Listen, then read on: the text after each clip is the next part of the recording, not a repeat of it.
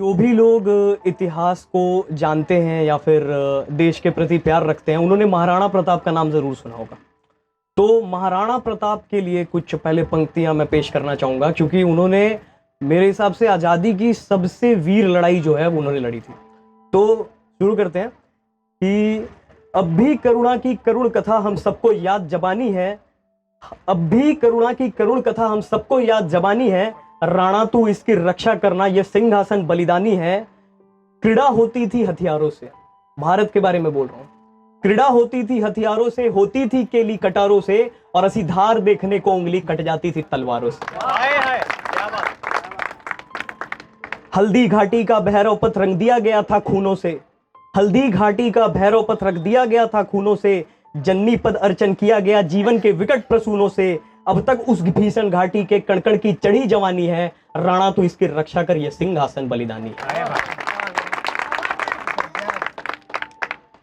तो एक भील प्रजाति होती है, आदिवासी लोग होते हैं भील, तो वो भील लोग जो थे वो महाराणा के बहुत बड़े समर्थक बने। तो लिखा है कि भीलों में रणझंकार अभी, लटकी कटी में तलवार अभी, भोलेपन में ललकार अभी, आंखों में है अंगार अभी। गिरिवर के उन्नत श्रृंगों पर तरुके में वे आहार बने, इसकी रक्षा के लिए शिखर थे राणा के दरबार बने। ज्वारमाल के गद्दारों में अब भी निर्मल वह पानी है, राणा तो इसकी रक्षा कर, यह सिंहासन बलिदानी है। घोड़े को गज पर चढ़ा दिया, राणा प्रताप का घोड़ा था चेतक, एक बार उन्होंने घोड़े को हाथी के ऊपर चढ़ा दिया था। तो घोड़े को गज पर चढ़ा दिया, मत मारो मुगल पुकार हुई, फिर राज सिंह चुड़ावत से औरंगजेब की हार हुई।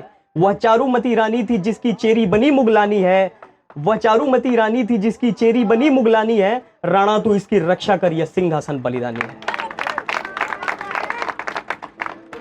अब राणा का कुछ तारीफ। तुझमें चूड़ा सा त्याग भरा, बापा कुल का अनुराग भरा, राणा प्रताप सा रग रग में जननी सेवा का राग बना, अनगणित उर्शोड़ित से सिंचित इन सिंहासन का स्वामी है, भूपालों का भूपाल अभय, राणा पथ का तू गामी है। दुनिया कुछ कहती है सुन ले, दुनिया कुछ कहती है सुन ले, ये दुनिया तेरी दीवानी है, राणा तो इसकी रक्षा कर, यह सिंहासन बलिदानी है। अब शहीदों पर मैं बहुत कविता लिखता हूं, और ये शहीदों पर एक और कविता मैं लेके आया हूं। कि पहले मैं बताना चाहता हूं कि मैं लिखता हूं क्या। लोग पूछते हैं कि आप क्या लिखते हैं, इतने कम उम्र में वीर रस की कविताएं क्यों लिख रहे हैं। तो ये सुनिएगा कि कहते हैं सब छंदों में रसधार गूंजती है, कहते हैं सब छंदों में रसधार गूंजती है, प्रेम विरल वाली ही बस झंकार गूंजती है, किंतु उनको पता नहीं मैं लिखता हूं क्या, मेरे कविता में भारत की तलवार गूंजती है।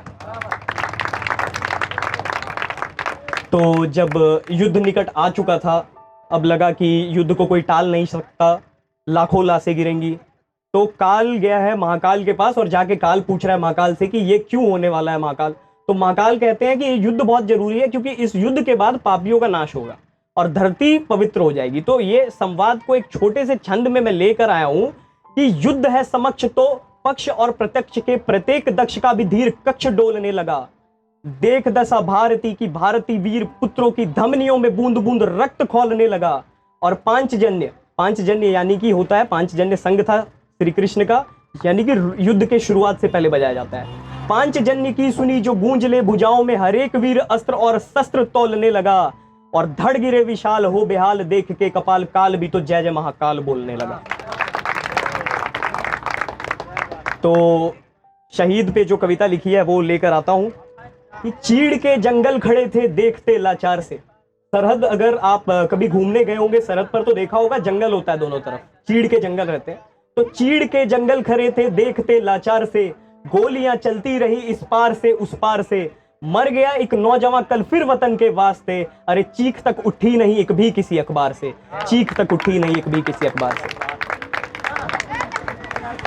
मुद्दतों से नौजवान सरहद बचाते रह गए, मुद्दतों से नौजवान सरहद बचाते रह गए, और छत टपकता रह गया उनका पिछले ही बरसात से, छत टपकता रह गया उनका पिछले ही बरसात से।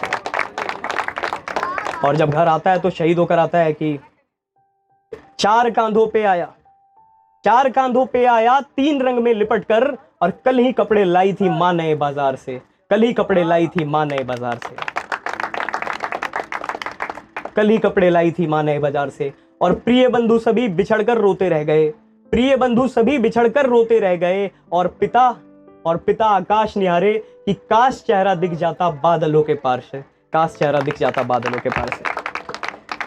तो जब लाश आया, शहीद का पार्थिव शरीर घर में आता है, तो सब देखते हैं, पता चलता है कि शरीर तो है पर सर ही नहीं है, सिर्फ धड़ आया। शरीर पाकिस्तानी सिपाही काट कर ले गए थे, 2017 की घटना है। तो सब देखकर रोने लगे, लेकिन शहीद की जो बहन थी उसको बड़ा सदमा लगा और वो हंसने लग गई। हंसने लग गई। तो मीडिया वाले कुछ मौजूद थे, जाकर पूछे कि आप हंस क्यों रही हैं? तो वो कहती हैं कि मेरा भाई बड़ा भुलक्कड़ था, देखो ना इस बार सर भूल गया है। तो इसको मैं कविता के रूप में पेश करना चाहूंगा कि 2 4 6 8 भूला। उसकी बहन कहती है 2 4 6 8 भूला, बचपन के सारे पाठ भूला, कॉपी कलम दवात हर बार भूलता आया है, अपनी इस गलती को इस पैमाने पर दोहराया है कि माँ तेरा लाल रण में शीश भूल कर आया है, माँ तेरा लाल रण में शीश भूल कर आया है। मंदिर का अभिनंदन भूला, मंदिर का अभिनंदन भूला, गुरु के चरणों का वंदन भूला, मंदिर का अभिनंदन भूला, गुरु के चरणों का वंदन भूला, बच्चों के मस्तक का चुंबन भूला, अपने भूलने की बीमारी को इस पैमाने पर दोहराया है, देख तेरा लाल रण में शीश भूल कर आया है, माँ देख तेरा लाल रण में शीश भूल कर आया है। अब जो शहीद की पत्नी रहती है वो बड़ा उदास हो जाती है और जाके अपनी सास से यानी कि शहीद की माँ से कह रही है कि माँ आज ये चूड़ी कुमकुम रोली मुझे क्यों भारी लगती है। ये अंतिम पंक्तियां पढ़ रहा हूं, दिल से समर्थन करिएगा कि अगर शहीदों के प्रति करुण हृदय आपका है तो इसे आप समर्थन करिएगा और तालियां बजाइएगा कि आज ये चूड़ी कुमकुम रोली मुझे क्यों भारी लगती है। शहीद की पत्नी कह रही है आज ये चूड़ी कुमकुम रोली मुझे क्यों भारी लगती है, कोमल सी सूरज की किरणें क्यों हत्यारी लगती है, माँ आज ये चूड़ी कुमकुम रोली मुझे क्यों भारी लगती है। दहल उठी धरती क्या मैया अंबर फिर से रोएगा, दहल उठी धरती क्या मैया अंबर फिर से रोएगा, दहल उठी धरती क्या मैया अंबर फिर से रोएगा, क्या मेरे माथे का सिंदूर 2 साल का नन्हा धोएगा, क्या मेरे माथे का सिंदूर 2 साल का नन्हा धोएगा। और आज तितली भी फूलों को हत्यारी लगती है। तितली और फूल का बड़ा गहरा रिश्ता है। फूलों का रस चूसकर तितली जिंदा रहती है और तितली के रस चूसने की वजह से फूल खिलते हैं। लेकिन देखिए यहाँ क्या लिखा गया कि आज तितली भी फूलों को क्यों हत्यारी लगती है, आज तितली भी फूलों को क्यों हत्यारी लगती है, क्योंकि शायद बाप की अर्थी 2 साल के मुन्ने के कंधों को भारी लगती है। माँ आज ये चूड़ी कुमकुम रोली मुझे क्यों भारी लगती है।